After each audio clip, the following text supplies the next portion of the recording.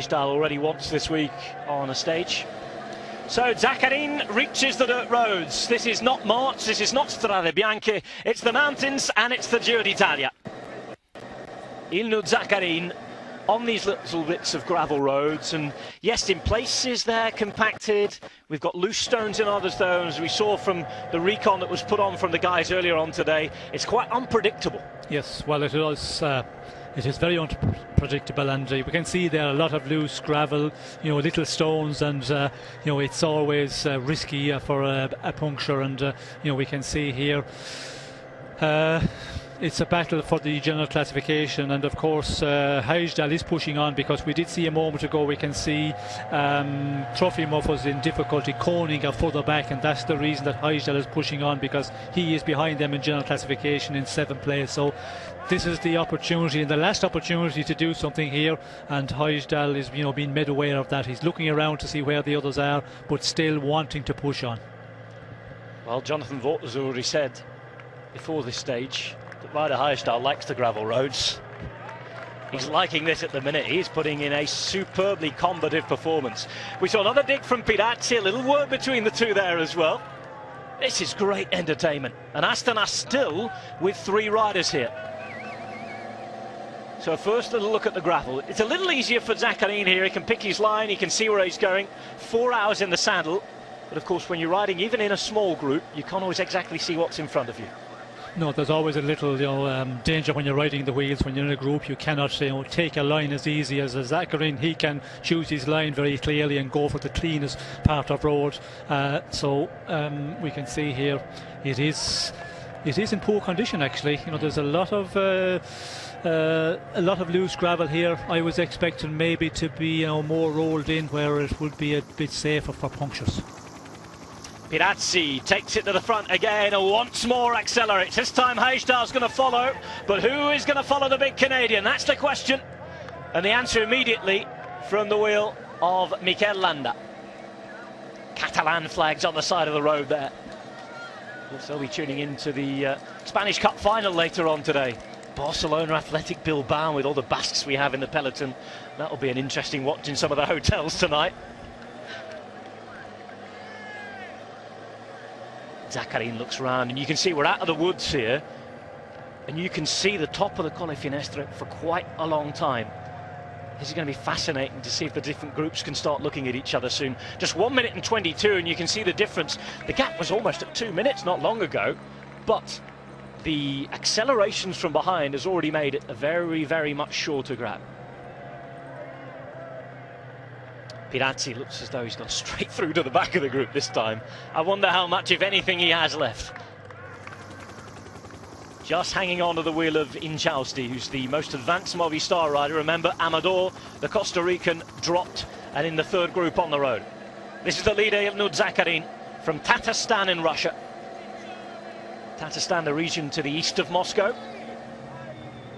Darwin Atapuma leading this 3rd group up. Of course, his aim was to get to Milan, to do the Giro, to honour the memory of his late mother, who died on the eve of this race. Well, it's almost like watching Strade Bianche here with the dry roads. You've got the clouds of dust kicked up. Probably making sure that the sunglasses are on. You might need windscreen wipers at this rate.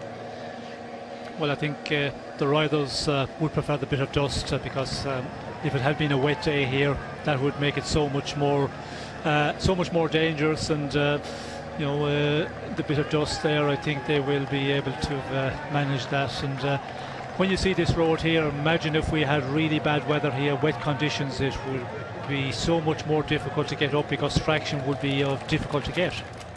Kruijswijk there at the front. Ryder Hajjdal is the right man to lead everybody up, though, of course, former mountain biker, where he lives and trains a lot of these types of roads around in Colorado.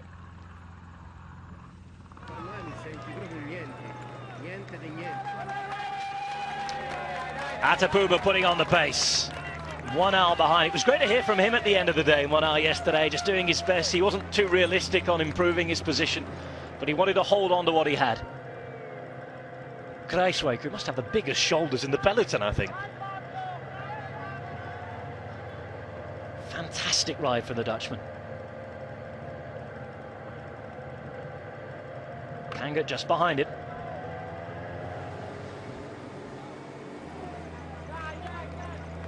8% for the Amador group. It's 151. They're 30 seconds behind the pink jersey group at the minute. Atapuma doing a great job at the front. Amador, though, looks tired. Koenig looking similarly jaded. And it's little wonder. Eric Zakarin. You can see all the twigs as well on the ground, the rocks. Sean, you're exactly right about the surface. It's not just dry mud. All sorts of obstacles in the way. Thing is as well, for the groups that are going to come along later, Sean, you've had riders go over already, and you've had a few cars and motorcycles too, and it's just going to get worse. Well, before we go to that, David Miller's been busy tweeting at MillerMine on Twitter. This is Ryder Hagedal, his own terrain. Uphill and off-road, too easy. That's what we're referring to about the mountain biking. Well, I don't know if it's too easy. We can see that Miller is probably sitting back in his sitting room looking at this, but for Ryder Hagedal, he's really, close to giving it his on the limit. We can see here, he's just fighting his way up it, and he's got to do it here because he's in a real driving position for general classification. He's going to move up, possibly 2 places. When you look at Hagedal down in 7th, Trofimov, Koenig, Amador, all behind him there. So he's the one who has to try and push on here, get to the summit as quickly as possible, with the most advantage over this group being pulled along by BMC for the moment, and they have over 30 seconds, so it's looking good. And Kreiswick, of course, he's going to continue as well. He has the big gain here for the mountain classification, as we can see in Jousty just losing contact at the moment. Jousty going out the back for the minute. Kreiswick in prime position to take back the blue jersey. That's what it's all about for him here. If he could top it off with a stage win, then that would be a real turn up for the books.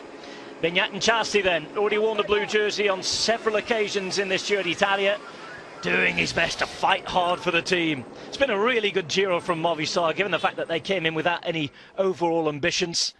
They're going to have a guy in the top 10, whatever happens here to Amador, as you can just see a little bit of a wet patch on that corner there. Yes, a little bit of a damp patch and more loose gravel, really. We can see Zakarin there having difficulty just making it around the corner, not taking it too tight, and just losing a little bit of grip. And of course, with the cars, as you mentioned, that is going to be a problem for the riders further down. A lot of cars following here, the team cars, and they will just, break up the surface a bit. So for the riders coming up later, but they're not going to be really going at a full pace, and they're going to climb it at a steadier pace, because for the time limit for the bus, it's not going to be a problem today. Atapuma, what a fighter. This is the Andre Amador group. It's being labelled. Leopold Koenig is there as well. Diego Rosa there, as is Franco Perizzotti, and this is a fight against the road and the mountain for Ilnur Zakarin.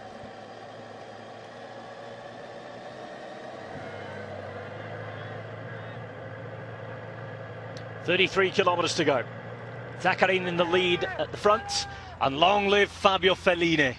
I hope he can see that. He might have a little more time to look at it now. He's been dropped off the back. Great fight from him. He's a colourful character on the Italian cycling scene. He's been on the telly after a few stages, in the studio that the national broadcaster has here. In the meantime, trying to keep up. Great chance to get close to the heroes. Cycling, what a wonderful sport. And you can just see as well, we talked about riding up. That's what you were on about the other day, Sean. You have to pay and ask for a few favours to play on centre court at Wimbledon. Get on the Wembley pitch, it's not easy, is it? But on cycling, you can just get on the climbs, get on your bike, and you can get out there yourself. Yes, you can ride the climbs, you can go out there and watch the riders going by, you can run along beside them, as we see, the kid there just running along behind the leading group of riders. It's something in bike racing. In other sports, you can't do that. I was just reading in one of the papers, back in Ireland, Irish Open, for charity, some guy paid 140,000 euros to play around the golf with Rory McIlroy. Deary me. Andre Amador in the second group, fighting. Of course, we talk about him because he's the highest placed rider in this particular group. He's 4th overall, but he's at around 3 minutes from the podium. The next spot on the podium, the 3rd spot, occupied currently by Mikel Landa. Basque rider in this particular group. I'm not sure he'll be supporting tonight either as well. He's from Vitoria. It's about halfway between where the two big Basque clubs from, Real Sociedad and Athletic Bilbao. This is Beñat and Chausti. Going back to his teammate now. Andre Amador in there, and Chausti trying to fight for that managed jersey, but it's a big ass with Kruijswijk in wonderful form. And I think Kruijswijk's going to have a lot of fans, isn't he? Certainly the way he's ridden in this Giro d'Italia, there will be people the world over cheering for him to take that blue jersey. Yes, I think he will have a lot of fans, and not only the fans on the side of the road and our TV viewers, but also, you know, the riders. I think he's been, you know, been very good in this Giro with Contador. We see him riding a lot, and I think with Astana they're not going to cause any problems for him on the top of this one. So making the pace is always a concern that some of the riders will, you know, push on as you get close to the summit, but I don't think it'll be the case in this group. Kruijswijk will be allowed, if he can keep this pace going, to take the points. But again, you know, the attacks, I think, as we can see here, Astana pushing on again. Mikel Landa past the Basque flag there, and it forces Alberto Contador to follow. Aru at the minute losing a wheel or two. Heijerdal trying to get there. Kruijswijk's there as well. This is Mikel Landa's opportunity to put Alberto Contador under pressure. Remember, there's so much to go yet. 32.3 kilometres still remain. A technical descent after all this on the gravel roads. Mikel Landa at the minute showing that he is stronger than those other climbers. Aru trying to fight to get back onto the wheel as they get organised once more. Heijerdal will be the man again who both Kruijswijk and Contador rely on. It's almost as if they've ridden as a team, these three guys, on several stages. Yes, and we can see there that Contador trying to follow Mikel Landa, but having a little bit of difficulty there. I see just decided to knock it back and wait for the other ones, because he knows there's quite a strong group here.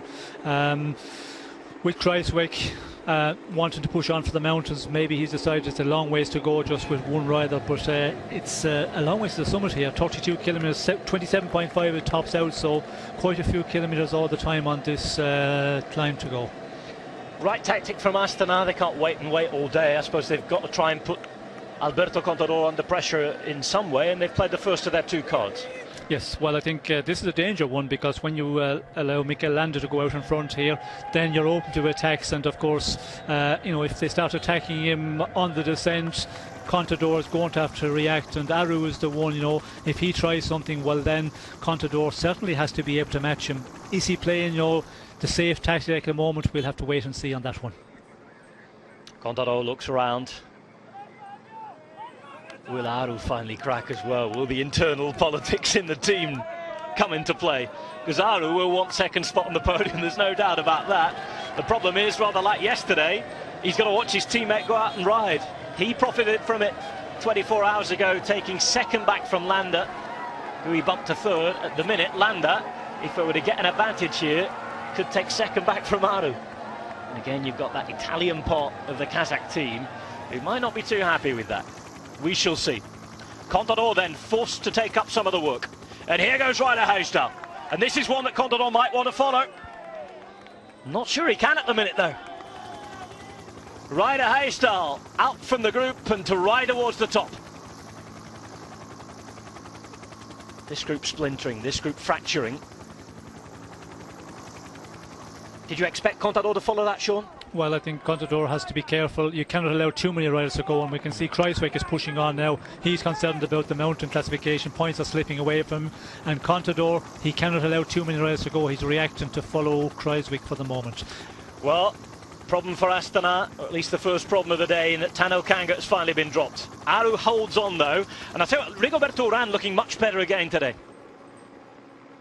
So these are all the time gaps on the top of your screen. 31.5 k's to go. This is the leader of the race, Ilnud Zakarin, who has 43 seconds on Mikel Landa, third overall, but at more than 5 minutes to Alberto Contador. On the road, Landa having 25 seconds on Contador, who's in the pink jersey, Andre Amador, who's fourth overall at 2 minutes and 11. This is Mikel Landa, the Basque rider for Astana. Of course, he won a ridiculously steep stage in the Basque Country in his home tour back in April. Won a stage of the Giro, one stage the day after on the Giro. He's 2 wins already, both in the high mountains. and he's climbing better than anybody else in this main group at the minute. Kruijswijk's attack is brought back, and Landa continues to gain time. Those Bas fans will be happy.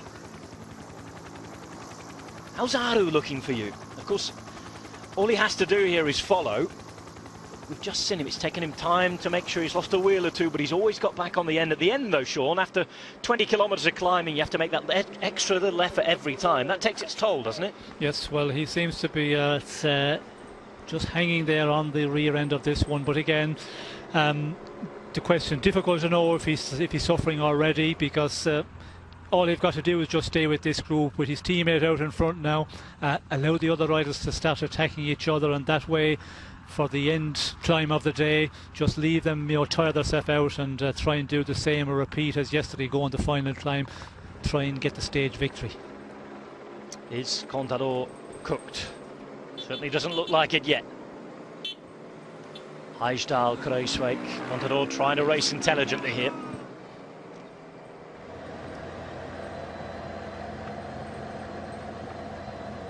"31 kilometres remain on this final mountain stage of the Giro d'Italia, the final proper stage of this Giro. This is where it's all decided. We will have a winner tonight, who will only have to stay on their bike into a probable sprint to Milan tomorrow. Saint-Vincent de Sestriere, 199 kilometres in total, and we're on the first of the two major climbs of the day. All the action in what is a beautiful theatre here, the cloudy, murky, mysterious Colle Delle Finestre. We're on the gravel roads. Mikel Landa has made a very, very strong attack. Sean, already 45 seconds on the pink jersey group of Contador. Yes, and we can see he's eaten into the time of Zakarin. The advantage was, much greater when he went in the attack. We can see the neutral service car just out in front. So Mikel Landa is, really pushing on here, and unfortunately for him, it's going to be a long way to the finish. 27 kilometres when we get to the summit of this one. But again, with Zakarin out front, if he can join up and they can work together, make it a two-man leading group, and it's going to be a tactical one back there with the general classification men. We can see Heijsdal, and we can see the other riders. They're going to be also thinking to push on, because they have lost so many in the general classification, which are further ahead of them. We've already seen the Russian rivalry between Katusha and Tinkoff Saxo exposed at this Giro d'Italia. So before the Mortirolo, Astana, the team from Kazakhstan, were helping Katusha there. They may have another opportunity to work together at the top today. Ryder Heijsdal on his own terrain, the former mountain biker, the former winner of the Giro d'Italia. And it was at this late stage in the Giro that he took the win as well. Remember, it was the last meaningful stage where he took over from Joaquim Rodriguez in pink. Only twice in recent history in the Giro d'Italia have riders lost the pink jersey on the last meaningful stage. Think back to 1984. Laurent Fignon lost it to Francesco Moser, and in 2012, Joaquim Rodriguez losing the pink jersey to Ryder Heijsdal.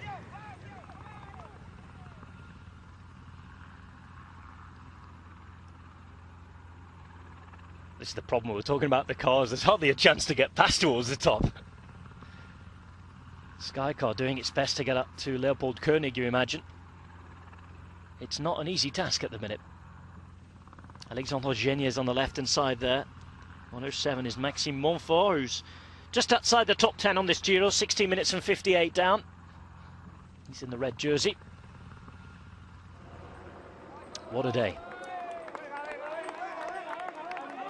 Landa gaining time all the time.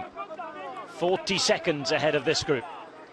Kruijswijk, though, thinking of the blue jersey, the minute he stands to take third place over the Cima Coppi. Inud Zakarin, unless he's caught before the top, which is a very realistic possibility, will take the full points and the prize. Landa's not thinking about the prize, though. I'm sure he's thinking about much more. Depends how strong Zakarin is, if he can ride with him towards the top. But look at this, snow, fans, it's a cold day, it's become cloudy. Thankfully there's no rain about.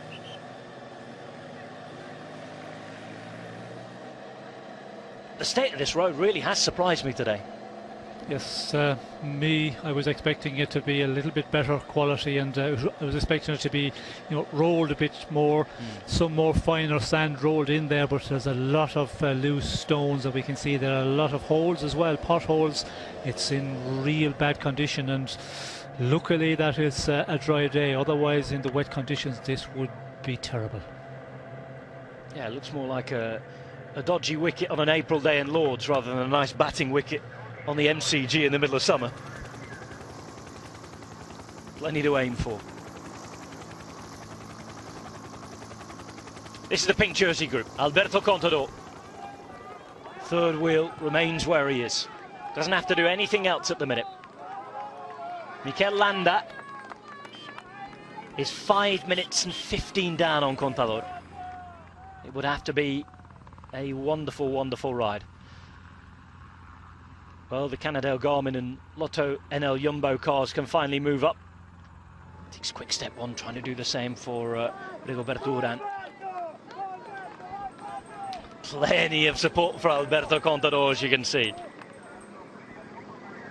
Hijsdal's still there. Oh, what a second half of the Giro d'Italia for both Hijsdal and Kruijswijk. Inside 30k's now.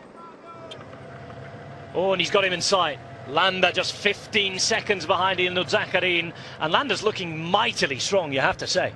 Yes, he's looking very impressive here, just working away. And when you see the way he's pulling away from the group of favourites, and with Kruijswijk riding on the front, Hijsdal doing a lot to keep this group of the favourites going, and Landa, pulling out an advantage all the time, and not surprising that Zakarin, is being pulled back, and it's going to be an interesting one now. Will Zakarin be able to hold on to Landa all the way up to the summit of this one? Well, this pass is officially part of the Cottian Alps in Piemonte. It's very close to the border with France. A road that links the Val de Sousa, which we've just come through, to the Val Chizone. A road up here since the 1700s for military reasons. Not the only Colle Delle Finestre, there's another in the Maritime Alps. It's actually higher at 2,400 metres. This goes up to 2,100 metres, and today will be the Cima Coppi, the highest point of this 98th Giro d'Italia. Ilno Zakarin. A nasty look around those following him, perhaps getting in the way on the climb. It's great for us to watch. As a Genoa fan as well, you can see the flag. Mikel Landa just 14 seconds behind him, 10% the gradient at the minute, and 1 minute and 4 behind. You've got the Maglia Rosa group. This is the third group on the road. Mikel Landa there, motorbike just telling a fan out the way. Oh, and that's what you get. Oh well. By the way, the slogan on his shirt said that Pantani's still alive. Hijsdal attacks. Urán is going to follow him. Contador waits behind. Oh, and Contador's being left behind here. Alberto Contador is being dropped. Interesting, because Fabio Aru is stronger at the moment. The first crisis in this Giro d'Italia of Alberto Contador. Yes, in difficulty, because we can see he's looking around there. He can see Aru just going away from inch by inch, and Contador getting into difficulty here, and still quite a bit to go on this one, because when you start to suffer here on this sort of road, well, you can lose a lot of time real quickly. Well, Alberto Contador isolated, suffering. He's been left behind by Mikel Landa, he's been left behind by Fabio Aru, and he's now going to be left behind by Tanel Kangat. Can he follow? Can he follow? It's a risky move, though, from Kangat, isn't it? Well, I think Kangat is getting orders, try and get away from Contador here. Just get as many men up front, and Astana are going to, get into a situation now where they have 3 men out in front, and for Contador all alone here, this is going to be a real danger one. Contador has to try and dig deep here, limit his losses, and just keep them in sight. But is he capable of doing that? Wow, Giro d'Italia exploding into life yet again. It isn't over until it's over, and we have another mighty climb to make the difference here as well. it all depends on what sort of risks these guys are going to take on the descent too, because it's extremely technical, and if you can take risks, if you are lucid enough to do so, then there's a chance to try and make sure that you gain some time back. This is now a bit of a counter-attack from Contador. Yes, and of course when you're really suffering, if you have to go real deep into your energy on the climb itself, the descent then becomes a problem because you're not as alert, and that is always the case. To make up time when you're really suffering on the final 2 kilometers of this climb, then it's very hard to make up time, and especially out front with the group, because we have a lot of very strong riders who are interested in a lot of positions in the general classification, and more so Astana, of course. They can see the first cracks in Contador, and this is going to be a big one for him to pull back. Contador then, as fans, does he have the legs to take this back on?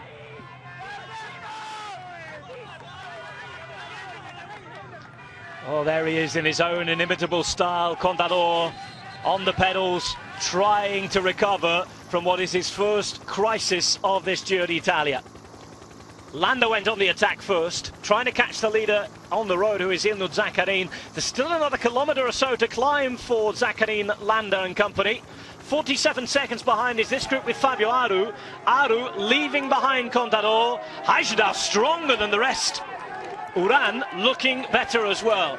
This is a real turn-up for the books. Sean, are we getting towards a stage where the Giro d'Italia overall really is in play again now, depending on the state of Contador's big crisis? Yes, well, it's very much in play now, because when you look at the situation with Astana having the numbers as well, and the riders that are out in front of Contador, it's not only Aru and another rider. There's 4 or 5 riders in between there, and that becomes a real danger one, because when you have the manpower and they all have interest in riding, Contador total on his own here, and the group behind is quite a way off of that the other bigger group chasing on the road. We see with Caruso, we see with Gin, and it's all to change here, and with the distance they have to go to the finish. And let's not forget the final climb of the day as well. It's a real difficult one, and if you get into difficulty at this point, it's always difficult to recover.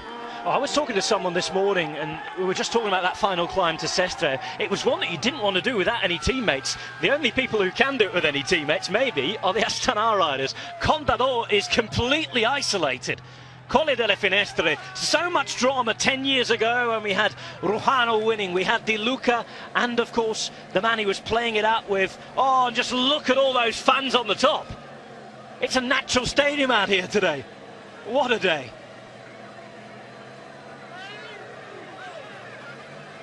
Well, in 2011, devoid of any real excitement on this stage, but the drama has returned 10 years after the first time we went over it. Contador is distanced by around 1:18 from Mikel Landa. He's distanced by Aru and the rest by 50 seconds. This is incredible. Well, he's looked infallible throughout this Giro d'Italia. Of course, he had his problems. He had that separated shoulder. Contador showing for the first time in this Giro that he too is human. Good recovery of sorts by Fabio Aru here as well, just making his way back up to Hajdar. Yes, well, Aru will be made aware of it, and he is going to really dig in, and we can see there he's just giving his 100% to stay with Hajdar, to stay with the other riders who are just out in front of him, and he knows this is an opportunity with Land out in front, of course, as well. It's a great situation for Astana to be in, because when you have a teammate out in front and you have a number of riders interested in general classification, they are going to ride on this descent, and there's not going to be much of a difference on the descent between anybody. I think they're all going to go down now and really take a lot of risk, because there's a lot at stake for all. Look at all the Italian flags, look at all the Sardinian flags. We've seen the Spanish flags for Contador as well. We've seen the Basque flags for Mikel Landa. This is a wonderful atmosphere. Cima Coppi for 2015 is taken by Mikel Landa. Mikel Landa with 45 points in the King of the Mountains classification takes Cima Coppi. That's a bit of a heartbreak for him, Zakarin, isn't it? Yes, very much so. Surprised that Landa did come over him there. Naughty. I thought he would just allow the rider to take it, and maybe he's not aware of what's happening further down the mountain as well, because the radio here on the mountain reception can be difficult, so possibly not aware of the problems for Contador and the situation further down this mountain. Well, if he gets to where, he'll be well advised to give it his all and ride for his life on the descent. Fabio Aru will be trying to do the same. Here's Ryder Hagedal, takes his speed on. Doesn't want the gilet that was attached to it though. No time to put that on. So what's coming up here, Sean? We've got a very, very technical descent. You can see Fabio Aru is back on. Hagedal is going to lead them down. Uran is there as well. Contador in the meantime is still climbing. Oh, he is swinging here. All over the place. Yes, well, not surprising, because we could see him the moment they started attacking him, and when he started to lose ground on Aru and the other big favourites, well then you knew immediately that he was in difficulty. Now he's trying to limit his losses here as he gets to the summit, but the problem is alone. He's going to have to make a super fast descent if he's going to pull back this time loss. And he needs to eat and drink, obviously. Well, we've seen him just a moment ago. He had a drink, but he has to continue on doing that, because that is going to be of real importance. You know, still with 27.5 to go, and